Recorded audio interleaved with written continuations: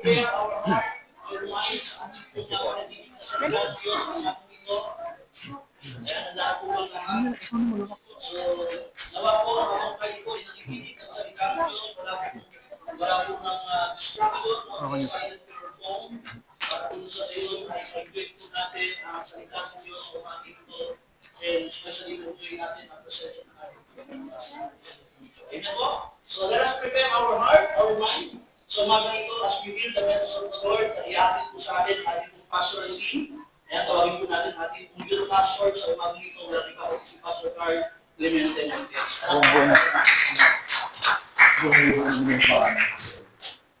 Thank you both.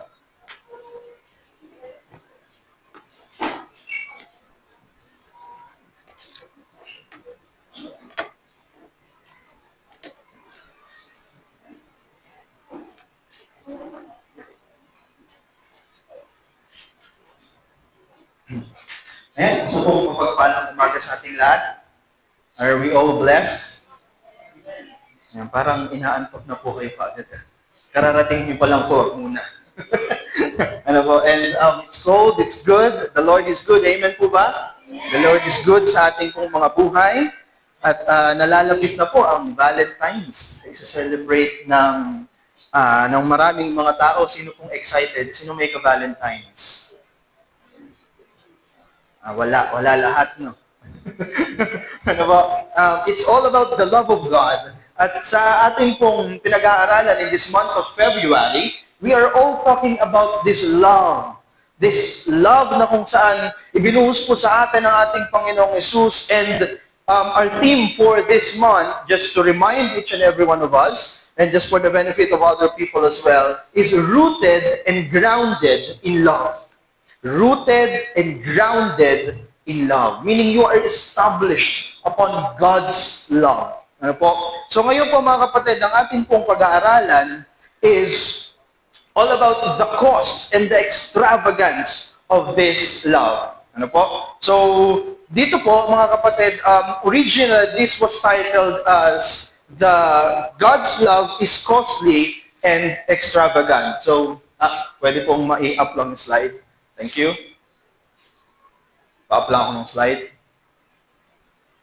Ayan. So, ito pong una, sabi po rito, yung theme natin is rooted and grounded in love. Okay po? And the original title of this message is supposed to be God's love is costly and extravagant. God's love is costly and extravagant. But I want to just revise this a little bit, scramble this a little bit, para po mas maintindihan natin on what we are going to talk about today. And the thing that we're going to talk about today is the extravagant cost of the love of God. The extravagant cost of the love of God, know it, share it. Okay? Kailangan daw pong malaman natin, and at the same time, kailangan daw po natin itong ipakalat or i-share sa ibang tao. Okay po? Are we all ready?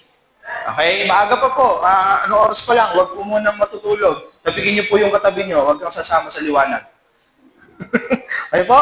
So mga kapatid, if you have your Bibles with you, I would encourage for you to open that in the book of 1 John, chapter 3. Sige po, if you have your Bibles with you. But if you do not have, yung mga kabataan po sa likod, taas niyo lang yung kamay ninyo, they can give you some of the Bibles that we have. 1 John chapter 3. We'll be reading from verse 1 up until verse 10. Okay po, kung nandiyan na po ang lahat, may request everyone to please stand as we give reverence to the reading of the Word.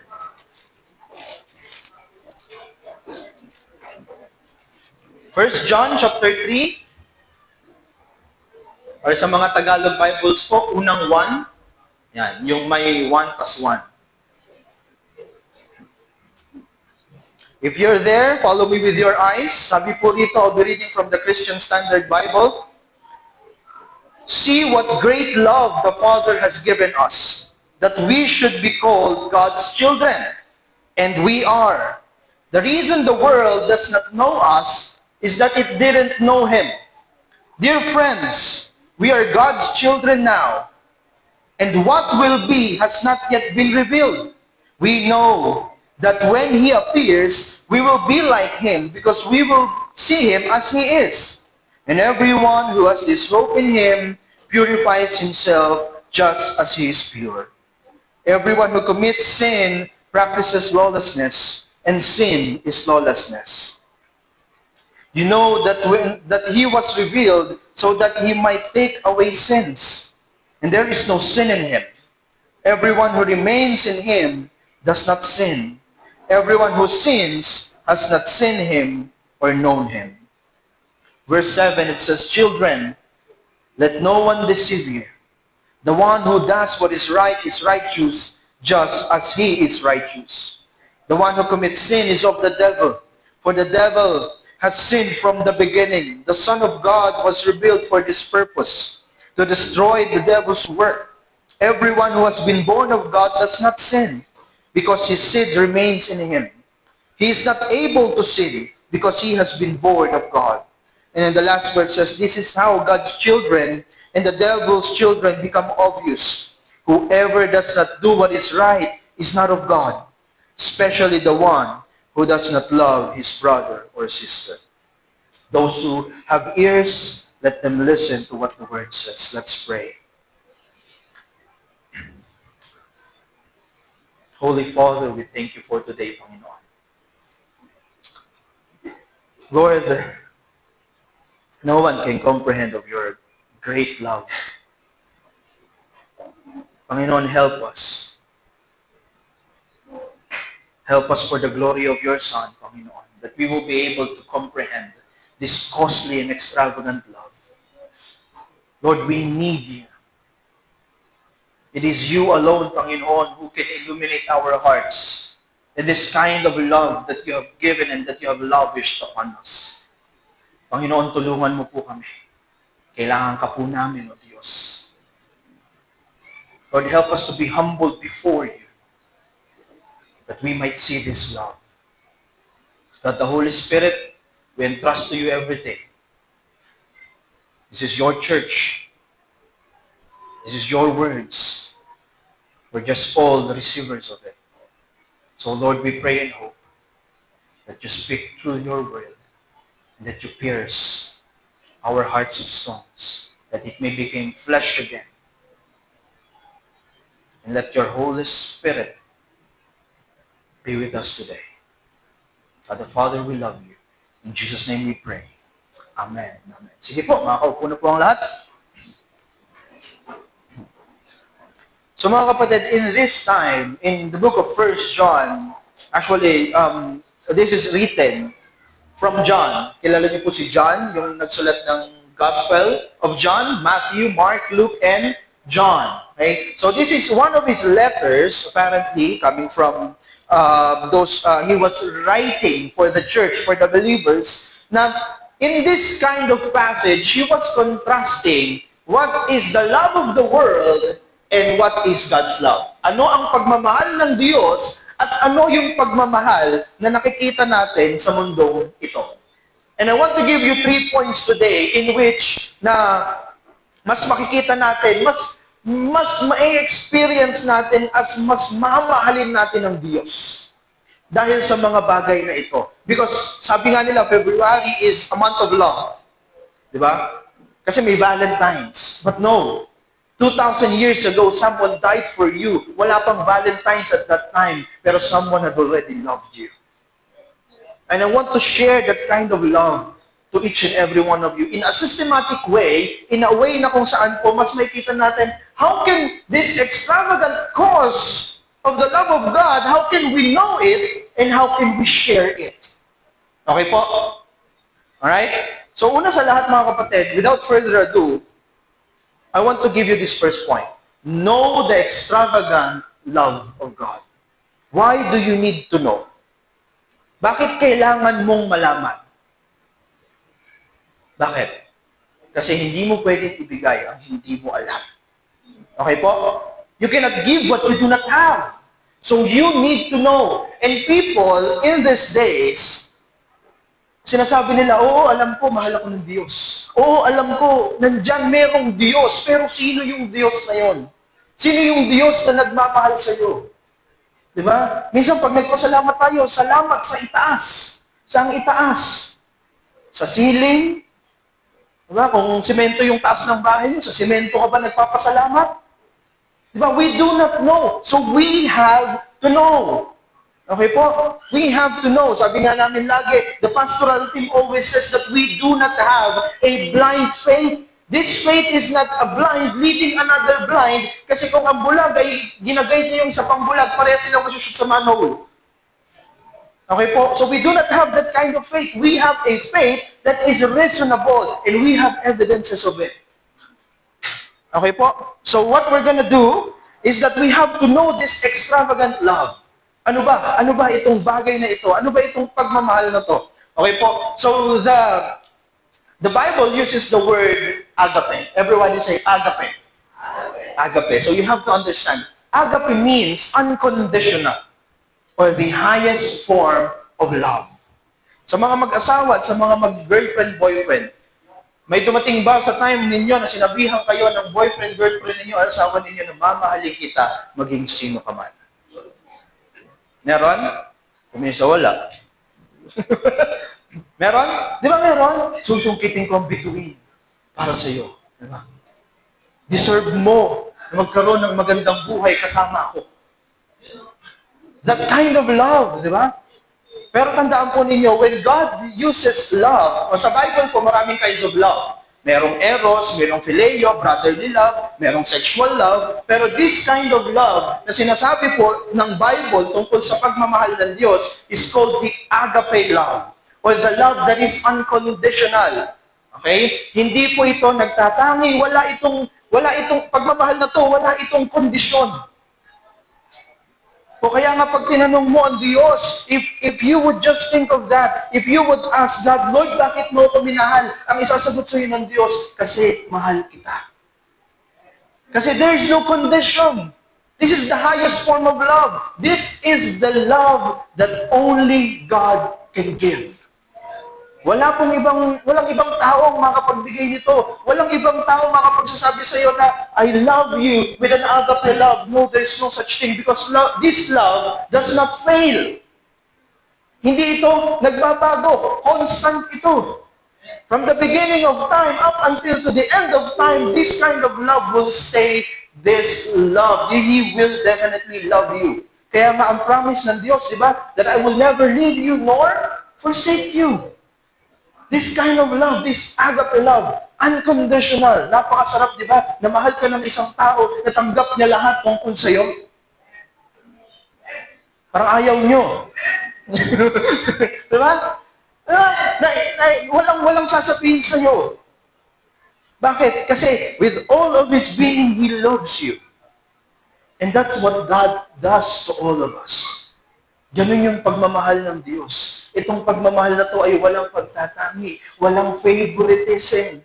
Wala na, dito ako kasi mas dito, mas okay dito, walang plastic dito, hindi po ganun. This kind of love is fair. This kind of love is righteous. Okay po? God's love has no lust. Let me just tell you this. Wala pong pagnanasa ang pagmamahal ng Diyos. Okay? You have to understand that. Bakit? Kasi ang pagmamahal ng tao ay merong pagnanasa. Diba po? We have this kind of love. Tandaan po ninyo, we cannot communicate the agape love. Hindi natin pwedeng ma-achieve itong agape love na to. So we have the eros love or the sexual love. A sexual attraction from an opposite gender. Okay? Kaya nga merong mag-boyfriend, kaya merong mag-asawa. Bakit? Kasi they love each other in an eros way. Or in a sexual way. And that kind of love has lust in it. Okay? Okay po? Iba po yung yung iniisip nyo na bastos na lust. Okay? Hindi po yun. But what I'm saying here is that yung pagmamahal na yun, merong tinitake na something. Mahal mo ako? Mahal din kita. Mahal mo ako? Gawin mo to. Mahal kita? Gawin mo to. Mahal kita kasi ang ganda ng mata mo. Mahal kita kasi ang kapal ng wallet mo. Mahal kita kasi, di ba? Kasi 35 years ka nang nangliligaw, so mahal na kita. Di ba? Senior na kayo. Di ba po? Mahal kita kasi ganito. It has a condition. That's what eros love is. But mind you mga kapatid, the love of God doesn't have any condition. It doesn't take something. It always gives. That's the love of God. It always gives. Laging nagbibigay. Di ba? Isipin nyo na lang, kung kayo ang Diyos, at kung gaano katigas yung ulo mo, papatawarin mo ba ikaw? Huwag nyo na sagutin yun. Di ba? Kasi if I were be God, at nakita ko na si Carl, hindi ko papatawarin. Why? Because he's undeserving of that love. Pero God is not working in that way. He is so loving that ano po, that He gives and He gives and He gives. Okay? So you have to understand that kind of love. In 1 John chapter 3 verse 1, sabi po, dito ni John, see what great love the Father has given us that we should be called God's children. And we are. The reason the world does not know us is that it didn't know Him. I want you to take a look at this verse for a moment.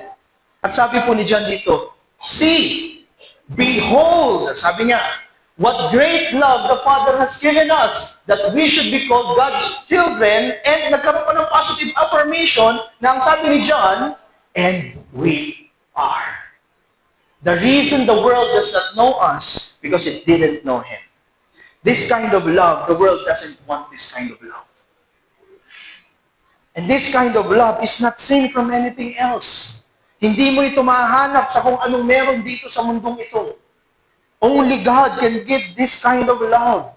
And the reason, kasi kaya yung rason kung bakit hindi natin makita sa mundong ito, because God is not known unto the world. Eh Kuya Kyle, kilala naman niya sila. Hindi. They only knew Jesus by name. They only knew Jesus by name, but not by personal relationship with Him.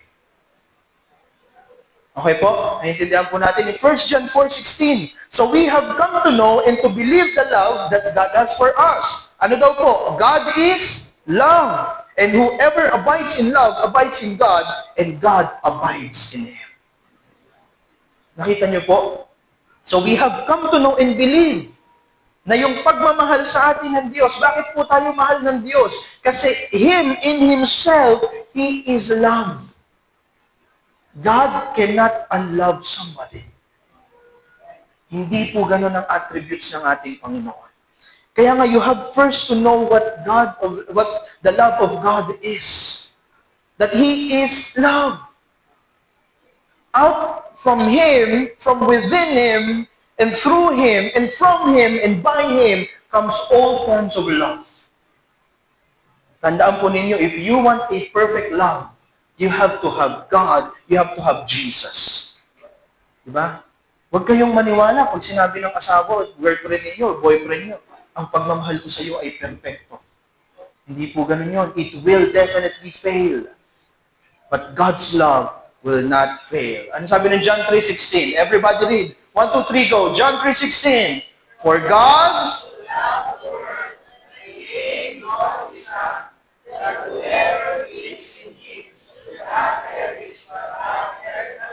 see? For God so loved the world that He gave His only Son, that whosoever believes in Him should not perish, but have eternal life. Ganun na lamang. Kalaki, kalawang ang pagmamahal ng Diyos sa atin. That He offered His Son for all of us. And in John chapter 17, verse 26, I made known to them your name. Sabi ni Jesus, Panginoon, aking Ama, ipinakilala ko sila sa inyo. And I will continue to make it known. And I will continue, sabi ni Jesus, papanatilihin ko or itutuloy-tuloy ko na makilala ka ng mga tao that the love which you have loved me may be in them and I in them. Mga kapatid, just to make sure, God the Father loves God the Son. And God the Son loves God the Holy Spirit. And the God the Holy Spirit loves God the Father. They are perfect in harmony. They are perfect in this kind of love. From the beginning of the world, na wala pang nag-exist, The triune God is love already. They are perfect in this love. They are harmonious in this love. At mga kapatid, one thing I want to say to you today, that how God the Father loves the Lord Jesus Christ is how God the Father loves you as well. Kung anong meron ang pagmamahal, kung anong merong pagmamahal ang Diyos Ama, ay ganun ang pagmamahal niya sa inyo, sa Diyos Anak. Just imagine that kind of love. Diba? Yung pagmamahal na yon, na binistow niya sa kanyang iisang anak, is also bestowed upon you. What manner of love is that? That kind of love will be bestowed upon you.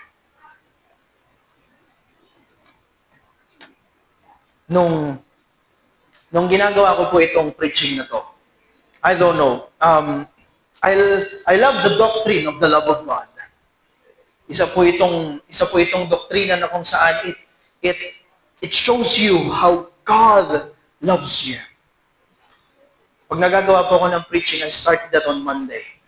Kasi po, yung pastoral team, nag-meeting kami the 3rd week at nakukuha ko na po yung schedule ko. But, I just want to pour my heart to you, mga kapatid. Monday pa lamang tinititigan ko yung verse na binigay dun sa pastoral team. And I can't continue. I don't hate it, but I hate it because it's too good. It makes you realize, I've been longing for love this many times. Pero nakalimutan ko na mayroong Diyos na nagmamahal sa akin.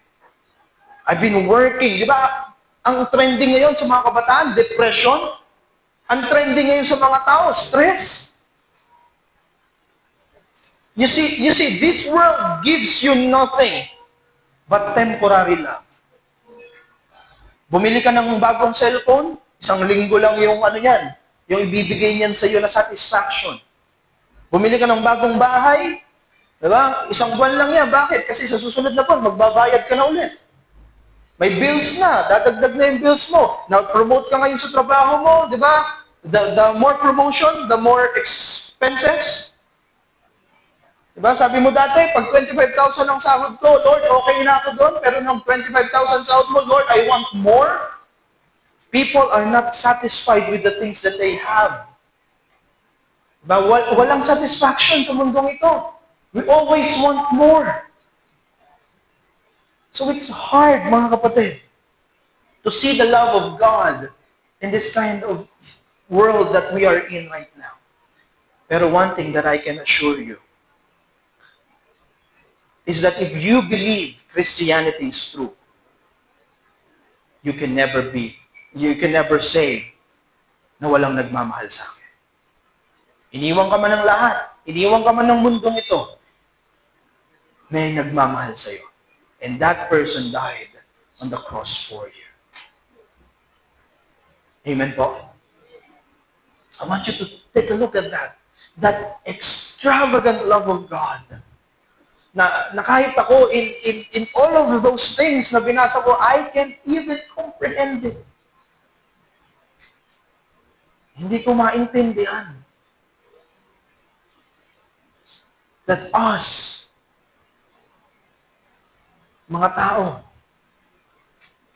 failing, always leading, always into sin, even if we will say we are morally right, we are not. That there is a God in heaven who says, I love you.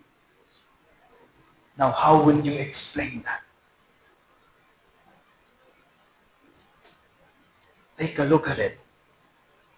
I made known to them your name, and I will continue to make it known, sabi ni Jesus, that the love which you have loved me, yung pagmamahal na meron ka, na ibinisto mo sa akin, sabi ni Jesus to the Father, ay maging kagaya ng pagmamahal din nila sa iyo.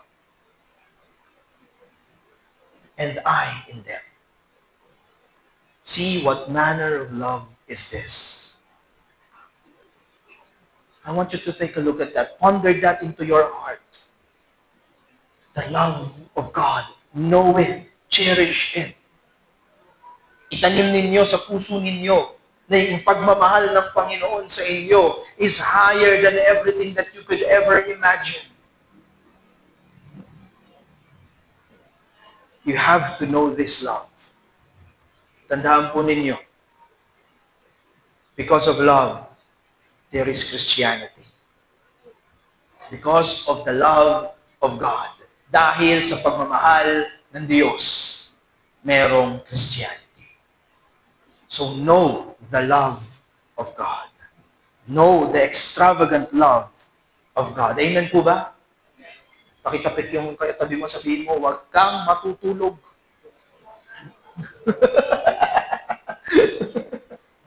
Well, but I want you to take it seriously. Why? Huwag kayong matutulog. Why? Because you might miss this. Okay po? Know the extravagant love of God. Okay? I have more things to say, pero ayokong abutin tayo dito ng alas 5. Okay po? Kasi ngayon pa alam, medyo masama na yung tingin nyo sa akin eh. Okay? I have more to say through it. But if you want more, then definitely we can talk to you. After this time, we could talk to you about the love of God. But mga kapatid, this is the thing that we want to say to you. Know the extravagant love of God. Di ba? Ano pang sinabing extravagant? It's expensive. It's priceless. So know it. Alamin mo. Huwag kang papayag na alam mo lang na mahal ka ni Jesus. Hindi, Lord eh. It's not enough for me to say na, Lord, mahal mo lang ako. I want to know why. I want to know who you are. Because again, this is a personal relationship sa Panginoon. Okay po? Alright? And after you have known that, anong gagawin namin? You have to share the love of God to others. Share the love of God to others. This is my second point. This is the second thing I want for you to know. Share the love of God to others. Okay? Bakit po? Or show the love of God to others. Bakit daw po? As part of being a Christian, we must be able to show the love of God or share the love of God to other people, not just those who are in faith, but also to those who are not in the faith. Ang pagiging isang Kristiyano po ay tungkol sa pagmamahal. Amen po? Sino po rito ang nagmamahal? Sino po yung mahal ninyo? Galing, loyal Okay. Diba? You have to share the love of God. So how can we share the love of God? Okay. First of all, basahin nga po natin yung taas, yung naka-color red. 1, 2, 3, go! Ano daw po? Sa pa nga? Eh, ba't kayo nagagalit sa mga kapatid ninyo?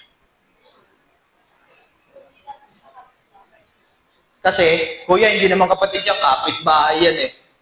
Love your neighbors eh. Eh, galit ako sa kapatid ko. Diba? As funny as this may seem, mga kapatid, but when it comes to being a Christian, you have to love your neighbors. May kilala po kayong tao na ang hirap mahalin? Sabi na, oo, yun, katabi ko. Diba? May kilala kayo? I just want for you to think. Isipin ninyo yung taong kakilala ninyo na mahirap mahalin.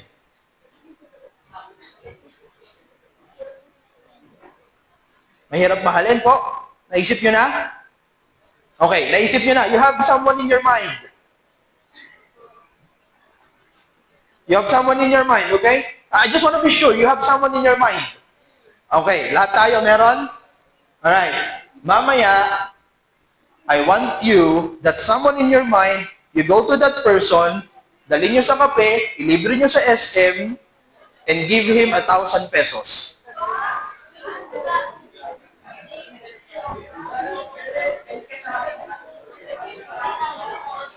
Mga kapatid, simbahan po ito, hindi po ito palengke. Ha? See? It's easier said than done. Love your neighbors, Lord. Nung naging Christian ako, mamahalin ko lahat ng tao. Because you have loved me, and when it comes to those person na ayaw mo, na kinaiinisan mo, Lord, hindi ko matin yung mukha nitong tao na to. That's the kind of love that God wants us to give to to those people. Sabi ng 1 John chapter 3 verse 10, this is how God's children and the devil's children become obvious. Ang mga anak ng Diyos at ang mga anak ng Diablo. Hindi po ako nagsabi nun. Yung verse po yung nagsabi nun. So there is nothing in between. It's either you are for Christ or you are against Christ. Whoever does not do what is right is not of God. Especially the one who does not love his brother or sister. Yun yung pinakamahirap gawin. Sabi ni Jesus Christ, I did not come here to abolish the law, but rather to fulfill it. Kaya nga napansin ninyo, in the book of Matthew, anong sabi niya, di ba? Na paano ka magmamahal? Tinanong siya, paano ko mamahalin yung mga tao? Sabi niya, di ba? Na kailangan daw mahalin mo sila with all of your heart. Just as you have loved God. Remember, sabi niya, to love the Lord your God with all your soul and with all your mind, with all your being. And after that, to love your neighbor as yourself. Sabi nung iba, di tinanggal na yung 10 Commandments. Hindi po. Sinamarize lang ni Jesus. Kasi kung papansin niyo yung 10 Commandments, the first one should be what? Should be for God. And the rest of those things are for other people, for your parents, for your friends. So, sinamarize ni Jesus. Hindi niya inabolish yung law. Tinaasan pa nga niya yung standard eh. So that you might know that no one in this world can ever be perfect. Hindi ako, hindi kayo, at walang tao sa mundong ito. Anong sabi niya? Di ba? Anong sabi ng 10 Commandments? Di ba? Kung nagkasala ka kung pinatay mo yung kapatid mo, nagkasala ka sa Diyos. Pero anong sabi ni Jesus? Kung nagalit ka at nagtanim ka ng galit sa puso mo, pinatay mo na rin yung brother or sister mo. And that is sin against God. Anong sabi ng 10 Commandments? Do not covet. Bawal mga bet. Okay? Pag may asawa na, huwag niyong kinukuha. Okay po? Huwag nangunguha ng asawa ng iba, girlfriend ng iba. Okay po? You cannot do that. Alright? Hindi porket trending sa social media, gagawin ninyo, ha? Sa mga kabataan. Okay po? So, do not covet. Yun yung sinabi, di ba? Do not commit adultery. Pero po anong sinabi ni Jesus? Di ba? Sabi niya, you know that it was said that do not commit adultery. But I tell you, if you look at a woman with lust in your eyes, you have committed adultery in your heart. See? Tinignan mo pa lang nang merong pagnanasa. You have committed adultery in your heart. That's the problem. Hindi natin maabot eh. Ang hirap, Lord. Kaya nga sabi ni John dito, ito yung pagkakaiba ng mga anak ng Diablo at ng mga anak ng Diyos. That they are doing what is right in front of God. I'm not saying that all of us will be perfect. No one can be perfect.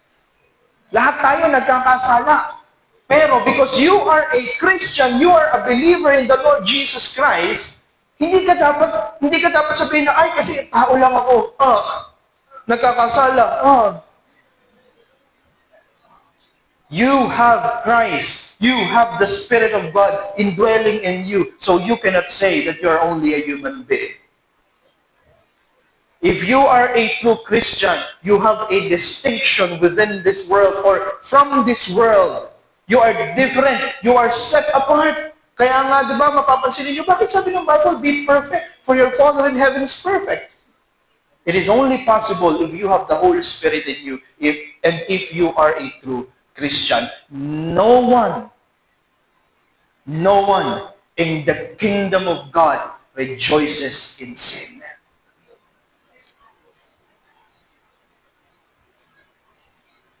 It's hard to love your neighbors, mga kapatid.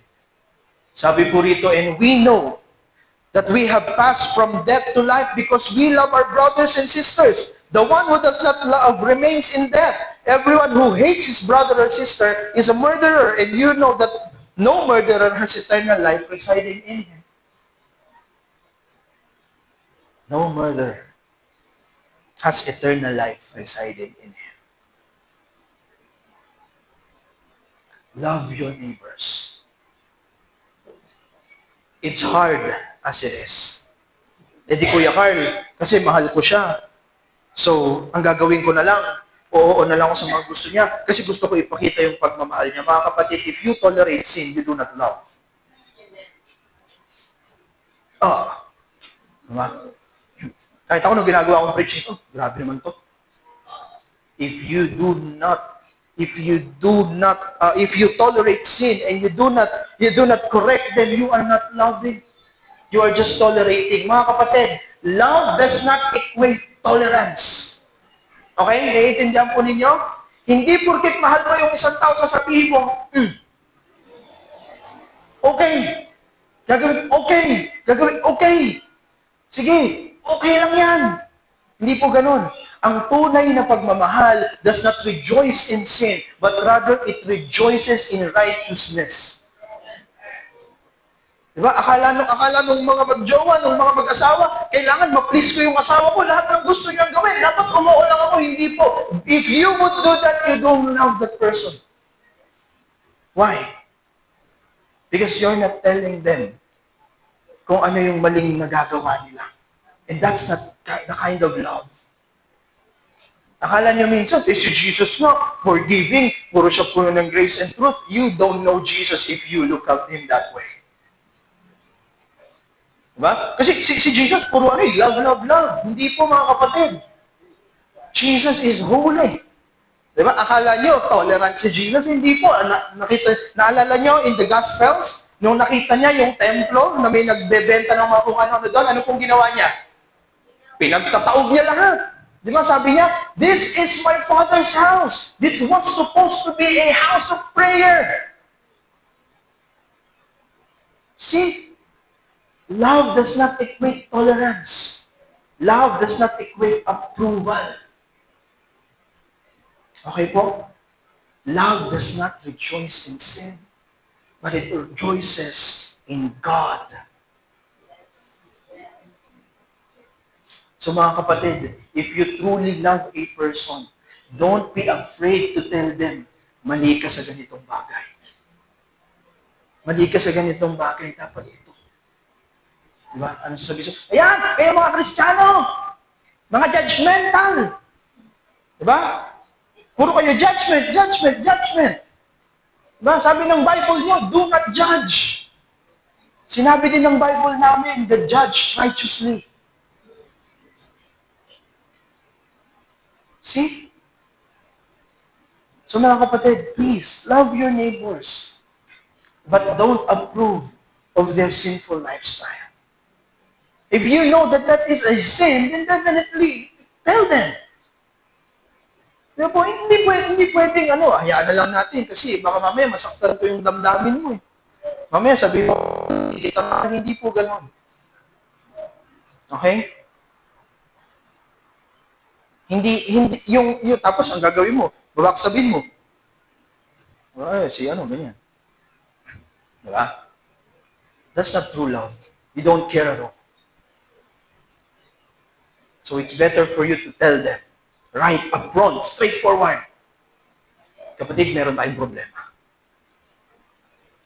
You tell in love. Okay, you tell in love. Baka mamaya, sabi nung nagpipreach dun sa Molino, you tell in love eh. Diba? Sabi, mali ka, hindi ganon, ha? You tell them in love, okay? Na pwede ba kitang makausap, kapatid? Kasi I just want to talk about to you these things. May napapansin ako, diba, if we could have coffee, this is just a brotherly love that I have with you because I love you and I want you to know this. See? There are some things that you can approach it, no? Na hindi naman nakakasakit. Okay po? So again, love your neighbors. Parang galit na kayo sa akin. Okay. Andiyan pa po kayo? Alright. Okay po. Second one. Ano daw po? Lay down our lives for others. Now, this is a hard part. I know, this is a hard part. lay down our lives for others. Sabi po ng 1 John chapter 3 verse 16, this is how we have come to know love. He laid down His life for us. We should also lay down our lives for our brothers and sisters. Sinong handang ibigay ang buhay niya para sa katabi niyo ngayon? Sabi nung iso, hello? Sinong handang ibigay ang buhay niya para sa ibang tao? It's hard. It's hard to sacrifice your life for someone you love. Diba? It's hard to sacrifice your life. This is how we have come to know love. He laid down His life for us. Nalaman natin kung ano ang tunay na pagmamahal nung ibinigay ng ating Panginoong Jesucristo ang kaniyang buhay sa krus ng Kalbaryo. That's love. But if you, as a believer in Christ, you are ought to do the same. Hindi ko po sinabi magpapako kayo, ha? Wala po magpapapako mamaya. I'm not saying that. But what I'm saying is, are you ready to give up your life for others? Are you ready to live for other people? Bakit? Kasi if Christianity is true, Christianity is selfless. That's what true Christianity is. Hindi pakabig ang totoong pagiging Kristiyano. Okay po? Hindi po pakabig ang totoong pagiging Kristiyano. But rather, being a true Christian is all about giving. It's all about sharing. It's all about sacrificing yourself. It's all about those kind of things na dapat mong gawin para sa ibang tao. You are not living for yourself. Di ba? Naalala nyo yung yung mga verses before? Di ba? That behold, the new has come. Wala na yung dating pagkatao mo. That is selfish. That is always thinking about yourself. But rather, nandito na yung bagong pagkatao mo. You have been recreated in the image of God. And if you are a true believer in Christ, I plead and I beg you before our Lord, mga kapatid, be ready to sacrifice our lives for other people. Eh kuya, wala naman akong pera. It's okay. Then you sacrifice your time. We can sacrifice anything that can be beneficial for other people. Diba? When you are working, dati, nung hindi ka Christian, nung hindi ka naniniwala sa Panginoon, you are working for yourself. You have these aspirations. Yes. Hindi naman sinasabi natin na masama, na mangarap ka. Pero when you dream, you take other people with you. Pero kung ano ka lang, kung gusto mo lang ikaw, that's bad. That's bad. That is against the command of our God. We are not living for ourselves. We are living for each other. I'm not saying this kasi, Kuya Carl, gusto mo na lang, ibigay na lang namin lahat para sa hindi po. What I'm saying here is the principle of loving others. It's the principle of laying down your life for them. That whenever they need help, you help. Whenever they are mourning, you cry with them. That whenever they are joyful, you applaud and you congratulate them. You are available for them. Okay po, hindi ko po sinabing ibenta nyo yung bahay nyo para sa kapatiran. Hindi po. I'm not saying that thing. But rather, what I'm saying is, kailangan magkaroon tayo ng balanse na pagtingin sa laying down our lives for others. Kasi yung iba ginagawa itong sobrang literal, na ang ginagawa nila talagang huwag kang mag-alala. Pag binaril ka niyan, ako bahala sa'yo. Hindi po ganun. This is not that kind of love. This is not that kind of laying down our lives for each other or for other people. What we mean is that whenever someone needs help, you help. Okay po, nagkakaintindihan tayo? Okay, wala pong magpo-post sa social media na sinabi ko yung ha? Okay? Okay po? Alright, and then the next one is to, ano daw po? Layo, nangyari, napindot-pindot ko na ata. Ayan, pababa pala. Ayan, love with action and truth. Love with and isa pa, love with noong nakaraan, I don't know if you catch that, sabi ni Pastor, di ba? Na kung mahal mo, kailangan may gagawin ka. Action speaks louder than words. It's the same thing sa pagmamahal natin po sa ibang mga tao. Bakit po? Kasi you can say that you love a person but hindi yun naman talaga mahal. I love you.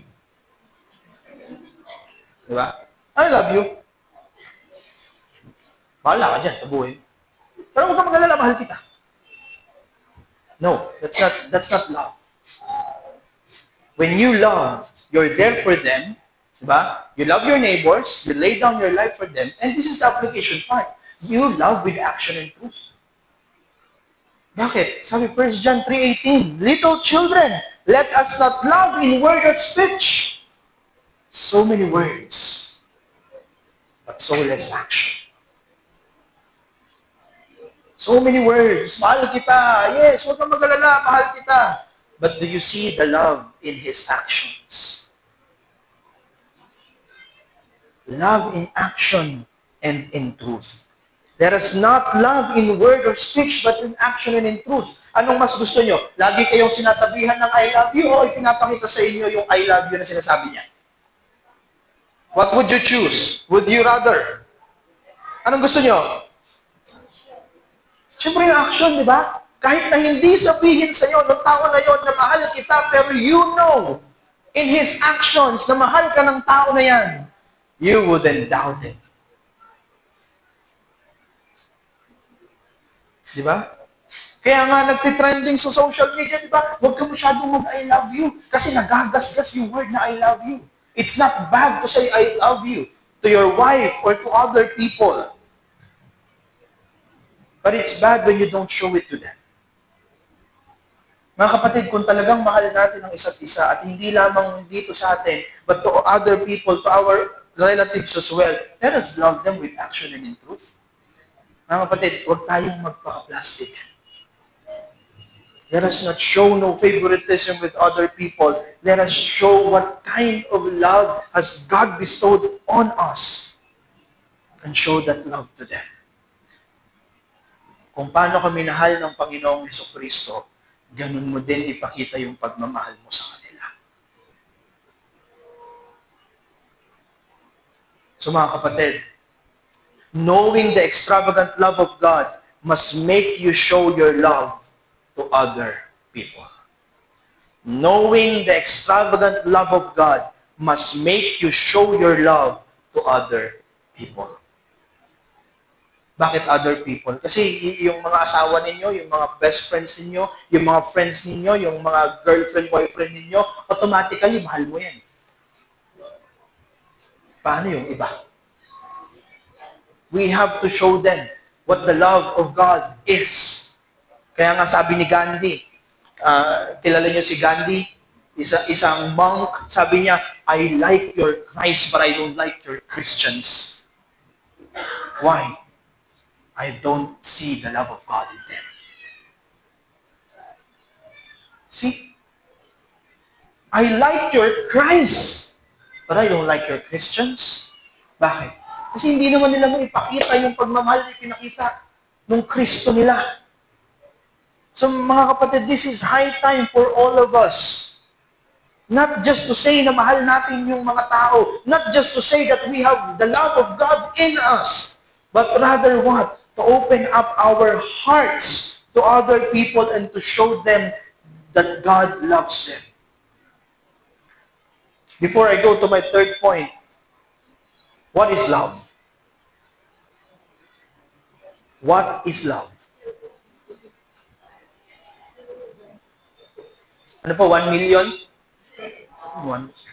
What is love, my dear brothers and sisters?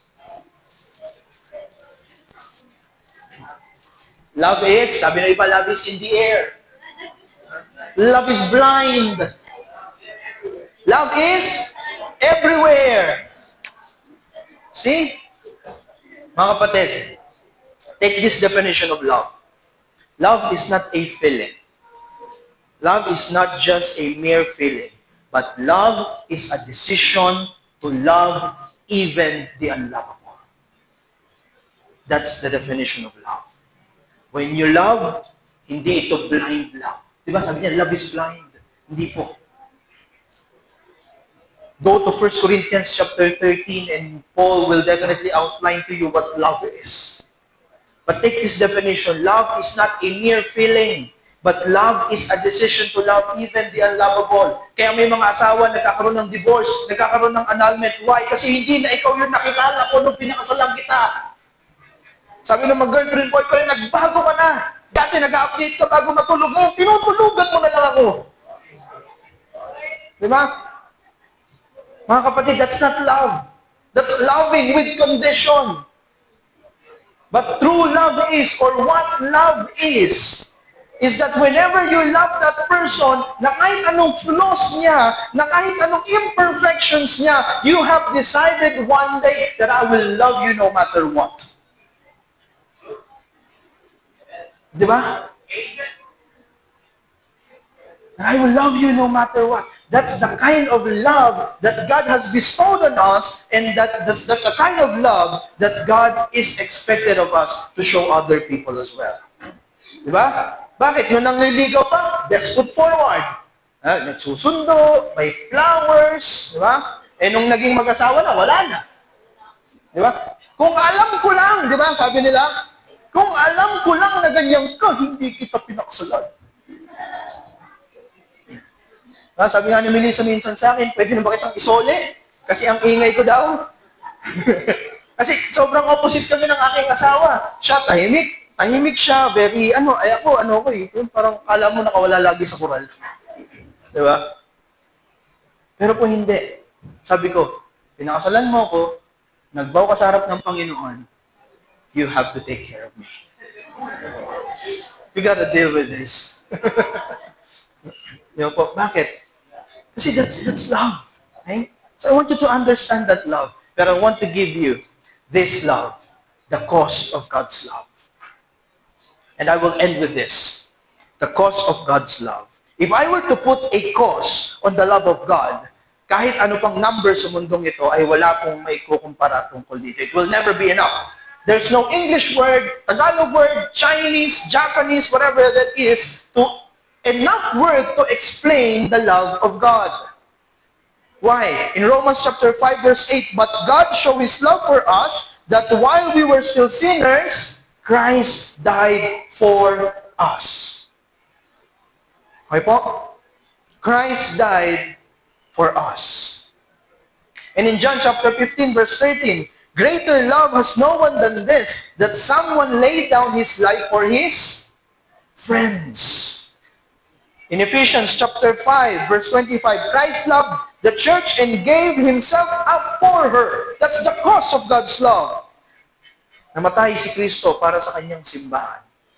Mga kapatid, you are not a member of Logos Global Missions Molino. This is not just a church. You are the church. And you were bought with a price. So take your Christianity seriously. Mga kapatid, hindi ka pumasok dito, tumanggap ka sa Panginoon, sabi mo, yehey, Christian na ako. No. You were bought with a price. And that price is the Son of the living God. In John chapter 10, verse 11, sabi ni Jesus Christ, I am the good shepherd. The good shepherd lays down his life for his sheep or for the sheep. Sino yung sheep na yon? Yung puting tupa, ha? Sino yun? Sino yung sheep? Tayo. He laid down his life for sheep. Just imagine. This is so good. This is too good, mga kapatid. Just imagine the King of Kings, the Lord of Lords, the Creator of the whole universe, The creator of all galaxies. How many galaxies are there? Diba, kung favorite niyo yung science, ang daming galaxies. How many billions of stars are there? How many planets are there? Gaano kalaki yung Earth? Just come to think of it. That the God who made all of those things would say, Carl, or kung ano mang pangalan mo, I love you. Diba? I mean, mind blown. Diba bakit wala akong maisip? I'm thinking of this. Isang linggo akong nakaupo sa computer ko at inisip ko, Lord, paano ko i-explain yung pagmamahal mo sa mga tao sa Logos Local ni Jesus Molino? How would I explain this to them? One week, I was sitting there. Sabi ko nga sa asawa ko, tulungan mo ko kasi ang hirap eh. But nothing in this world could ever explain how much God loves us all. That the King of Kings and the Lord of Lords,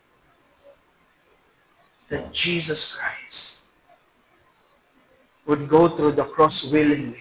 Remember when He was in the Garden of Gethsemane? Anong sabi niya? Father, take this cup away from me. Anong nakikita ng mga tao?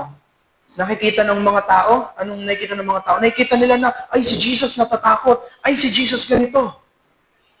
Diba? Hindi po. I want you to look at that prayer as something like this. May isang moment na tinanong yung isang simbahan. Sabi ng pastor, ano yung nakalagay doon sa cup na sinabi ni Jesus Christ na, Father, take this cup away from me. No one answered. And one child raised his hand. And he stood there. And he said, Pastor, in that cup is the wrath of the Almighty God. With all of our sins, with all of our brokenness, with everything that we have done in our lives, it was dealt upon the cross 2,000 years ago. So it was freely open for all of us. His grace and His mercy is so extravagant. This cause that no one can ever explain. Mga kapatid, I want you to take a look at that cost. Kaya hindi ka lang member ng simbahan. Hindi ka lang member, di ba, na kung saan ka naka-affiliate na simbahan. No, if you are a true Christian, you have been loved by God and God has sent His Son to die in behalf of you so that you may enter into the kingdom of God. So you are not invaluable. Kasi sinasabi ng mundo, wala kang value kung wala kang achievements, wala kang value kung wala kang mga bagay na ganito, wala kang value kung wala kang degree, wala kang value kung wala kang pera. No, I am telling you that there is a God who says that you are much more valuable than anything in this world. I'm gonna go even to say that you are worth dying for.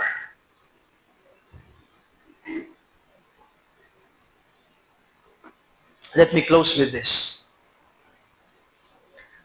Meron pong isang missionary na nagpunta siya sa Alaska. And then, mas maraming tao doon kaysa mas maraming polar bear doon kaysa mga tao. And then, isang matipunong lalaki, sobrang lakas niya. And after this missionary preached about the love of God, this man was holding an envelope. And he was sitting down. He was sitting like this. And he was crying.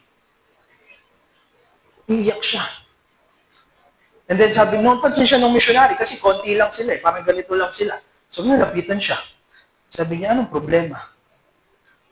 Sabi niya, alam mo, with all my life, hindi ako takot kahit saan. Di ba, nagpuplow ako ng snow, hinahabol kami ng polar bear, lahat naranasan ko sa buhay. I have never been afraid in my life. And then he pulled out this thing na nasa envelope. And it was his lungs. And the doctor has given him 3 days to live. And he was crying. Sabi niya, I've never been afraid in my life before. How can I know that when I die, totoo yung sinasabi ng Kristo? And I want that in my life.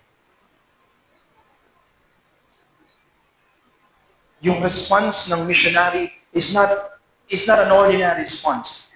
Some missionary would say, sige, tanggapin mo si Jesus Christ. No. Ang sabi niya, okay, flight ko bukas, pero I'm gonna cancel that. And we're gonna sit down with this. So, kinabukasan, nag-meet sila.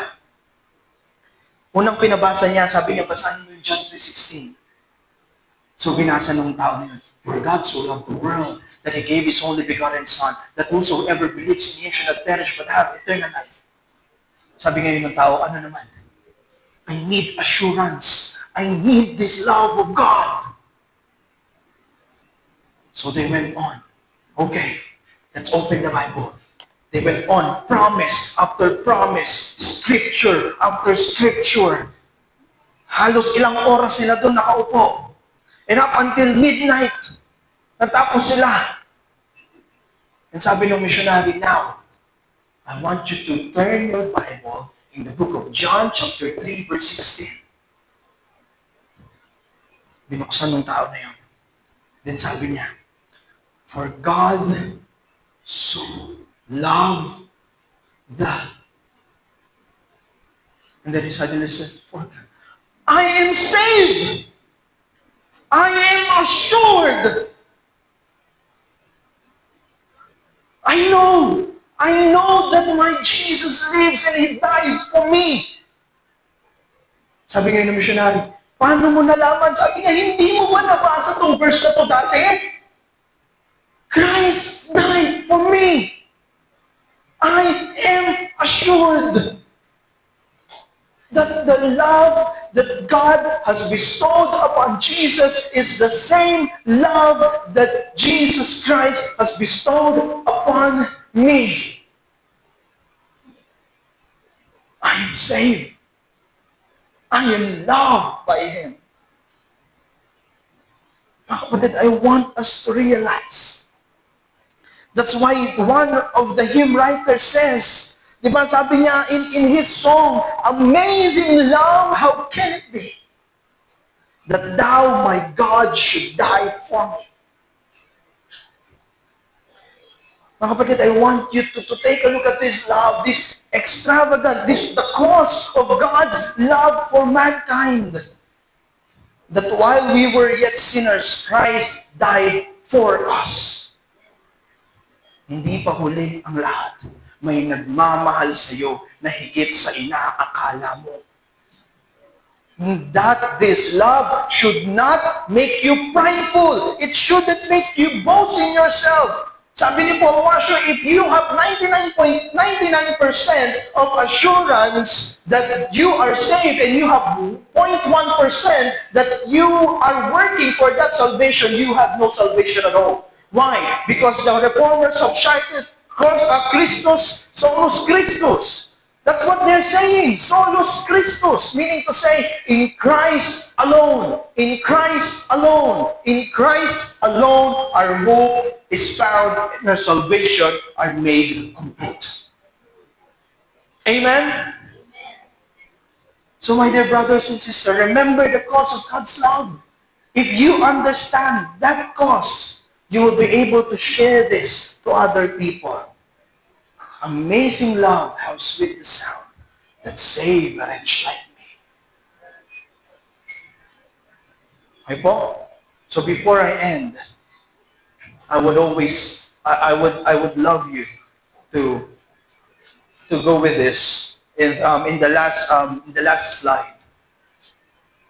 If you understand the Word of God and the love of God, you will be able to understand it as well. And I want you guys to read with me. Okay? I want you guys to read with me. It's in Tagalog, I know. Kayang-kaya niya yan. Okay po? Let us all read. I want everyone to focus on this verse. I want everyone to read this. And I want everyone for you to be able to just make this real in your life. Okay po? In Romans chapter 8, verse 38 to 39, this is the last thing that we're gonna do. Okay po, alam ko po, nag-overtime na po ako. Okay po, this is the last thing that we're gonna do. Okay? I want you to read this verse because this is this is the effect of the love of God for each and every one of us. Are you ready? Okay? Gisingin na po yung tulog niyong katabi. Sabihin mo, patapos na. Alright? Last na slide na kamo. Alright po, sige po, ready? 1, 2, 3, go. Romans 8:38, verse 39. Let us read. 1, 2, 3, go. Pagkat lubos akong naniniwala.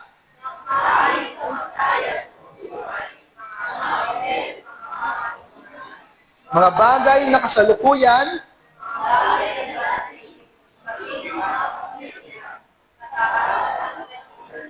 o kahit anong bagay na nilikha,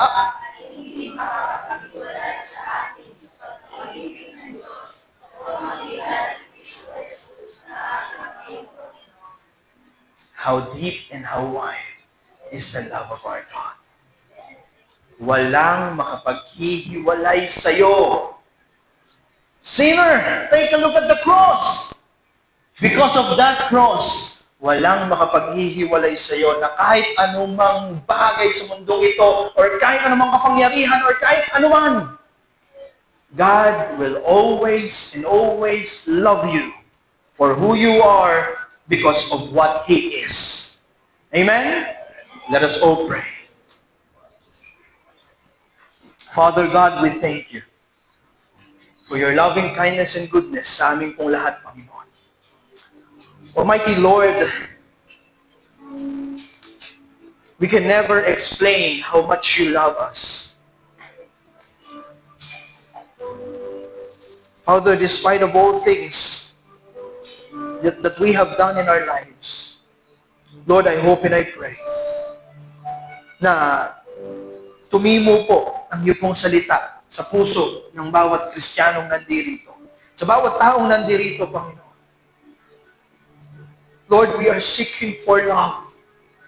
We are seeking. We are seeking and seeking and seeking for love, but with no avail, we can never find it. So Lord, in those moments, you have sent your Son to die on the cross, a criminal's death on the cross, for all of our sins. And for us to be able to enter the kingdom of heaven. Lord, thank you. Panginoon, ikaw na pong bahala sa puso ng bawat isang nandirito ngayon. God, the Holy Spirit, convict them. Make them live for you. Fill them with your power. Save them, O God. Lord, we need you in our life. Lord, create in us a witness that we can say that you are our strength. Lord, help us. Help us, Lord. Thank you for your word today, Panginoon. And may your name be glorified in our hearts and in our minds. Lord, ikaw na pong bahala, Panginoon. There's no words more I can say. But, oh God, we cling to Christ alone. In Jesus' name we pray. Amen. Amen.